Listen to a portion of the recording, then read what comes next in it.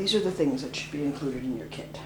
The Sprang frame has got a top and bottom, and there's two sides. These dowels fit in the outer hole here.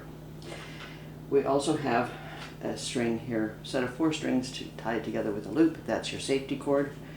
There's a little bag of extra bits and pieces. You should have the material for the warp, and that should be set on these 2 chopsticks. There should be some rubber bands around the ends of these chopsticks. You want to remove those rubber bands and slide them onto the ends of your frames here, right beside that offset eyelet. There should be another string, same color as the warp, a little bit longer than the rod there. We'll show you how to put that on, and you put that on using these 2 of these 3 metal rods or knitting needles. There should also be a bit of yarn for a second project, and there's chopsticks. Some of them are still joined and some of them are loose. You'll also want a copy of my book, and you'll want a copy of my DVD explaining what all we're going to do.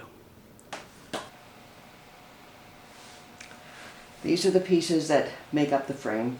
You have a top and a bottom, and the top and the bottom have these eyelets.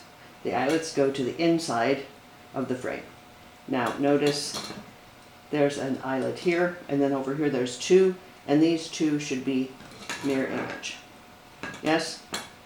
Okay, these are the sides, and the sides will go into the outside hole here, not the inside hole. This inside hole is just there to allow the outside hole space to spread and contract so that you can put the rod in and then crimp it tight. You don't ever put the dowel in the inside one, only put it in the outside one. Okay, so take the side and you slide it into this hole here, and then you take this one and slide it into the upper hole there. And you slide it in as far as it needs to go. Sometimes you're going to twist it if it doesn't want to go. And you need to slide these in so that they're at the same height. This distance needs to be the same as this distance here. That's important. Then we need to put the top bar on. Now it's important that the eyelets match up, top and bottom. These need to be mirror images of the other. Okay, so it's going to go on like this.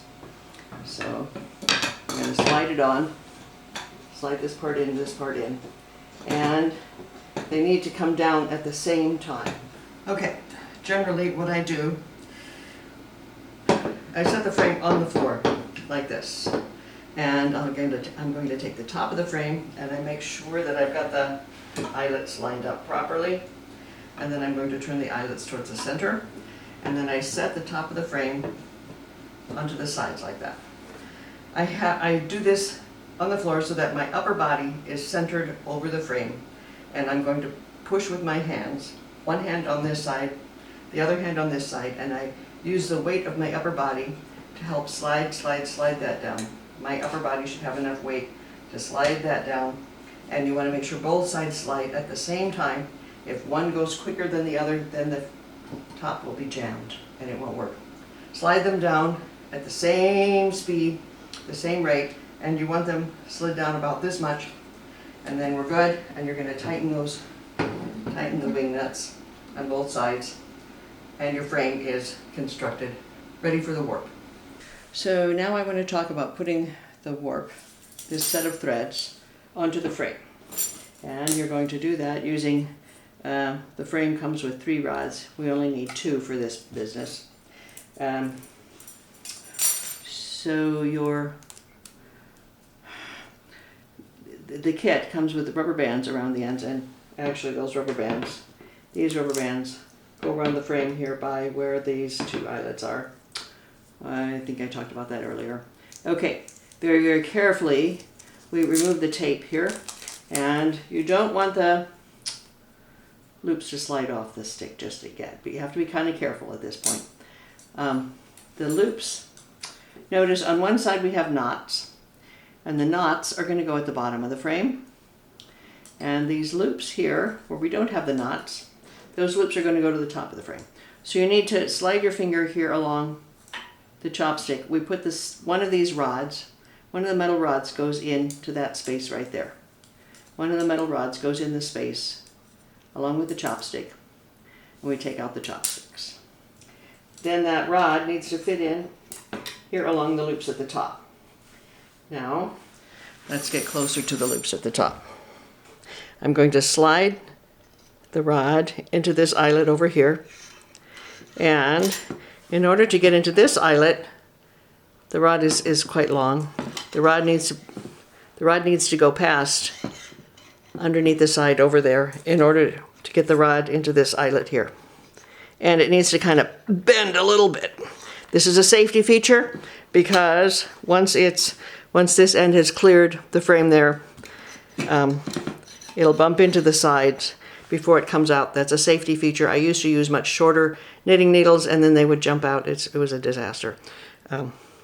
So you need to slide the knitting needle into these two eyelets, and this one here is free. You don't use that for now. That'll come up later what we do with that one. Okay, so be very careful that this doesn't slide off before you want it to slide off. And we're going to back up a little bit, and you want this to untwist. Okay, so now we're going to untwist this. Untwist, untwist. Don't let the loops come off the chopsticks just yet. We want this to untwist, untwist, untwist. Okay, now it's straight. That's good. Okay, now we carefully take this knitting needle and we're going to slide it in along where that chopstick went. And you want to check and see that the knitting needle is indeed along in that space, in the space of that chopstick. Yes. Okay. So the loops go from the chopstick to the knitting needle, to the rod. And I slide out the chopsticks, and once again, I'm going to place in, look, the rod goes into this eyelet here, and it goes way across it goes past the side over there, so that this end here can get into this eyelet right here. And then it has to clear over there. So this is free here. Now we adjust the length of the frame.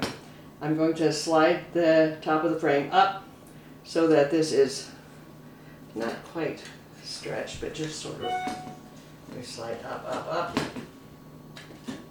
And you want the loops to be a little bit loose, not tight, but just sort of right. Okay.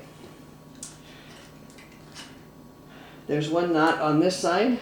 I can maybe snug it up because the chopsticks are thicker than the rod. So we will shorten up that knot. And there should be a knot on the other side, this knot here. And we can snug that knot up there. Okay, now to be sure the things are correct, I slide my finger in along the bottom. I come up to the top. Okay, that's kind of loose. We can lengthen the frame just a little bit more. Lengthen the frame just a little bit more. That's too much. There we are. Just like that, like that. And then if I slide my finger in along the rod at the bottom, come up to the top. Yes, we should have this nice up, down, up, down. Up, down, up, down. And we check to see at the top and at the bottom. And at the bottom. Now you see how this mess there, you're thinking that's not right. Well, actually it is. It's just that the threads have kind of moved around. The threads sometimes get out of order in the transport from the chopsticks to the rods, and sometimes you have to sort them out by hand. They should be able to get sorted out. Find the one that came around the bottom here. Where did he come around at? He got tangled up with the neighboring threads. Should be able to figure out where he is. There he is. Okay.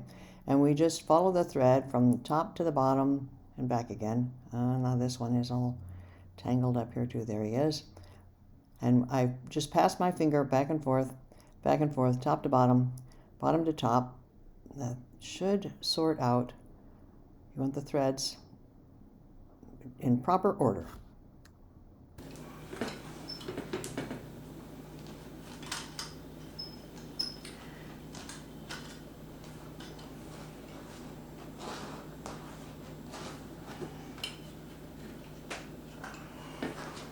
Okay, that's correct. So now when I slide my finger in along the bottom, and I take the thread on the right, come up to the top, and then we have this very nice up, down, and we want the color change to happen at the top so that we have pale colored threads on this side, dark colored threads on that side. I might put a chopstick in there, call that part done. One more thing, your frame needs to have safety strings, and you've got this bunch of 4 threads tied together. We could have, should have slid this loop onto the side before we started, but I didn't do that. That just seemed to add one more bit of complexity. I untie that knot, and I'm going to take this around the side of the frame, even up the ends. Okay, so I've got the threads looped around there. I'm going to secure them with an overhand knot. I have all 4 threads. They cross over each other to make this letter O. Then these ends are going to come around and come up through the hole in the letter O. These ends come up through the hole in the letter O. Makes an overhand knot. We've just tied these safety strings to the side of the frame, and we're now ready to go.